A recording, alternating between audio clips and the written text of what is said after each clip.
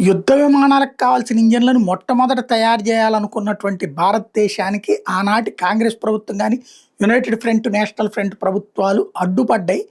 వాటికి కారణంగానే మనం లేట్ అయ్యాం. ఆ తర్వాత ప్రపంచవ్యాప్తంగా విస్తరించి ఇవాళ వాళ్ళ మూలంగా వాళ్ళు ఎదిగిపోయారంటే మనం పక్కకి వెళ్ళిపోయామంటే ఆనాటి పరిస్థితులకు కారణం అంటున్నారు నిపుణులు.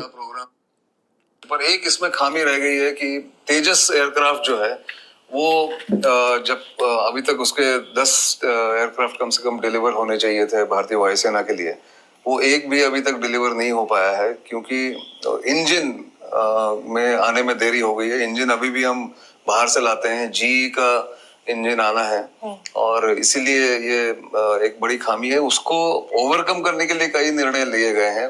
भारत में जेट इंजन को डेवलप करने का बहुत बड़ा प्रोग्राम बनने की संभावना है क्योंकि जेट इंजन के बिना आप आत्मनिर्भर नहीं हो सकते.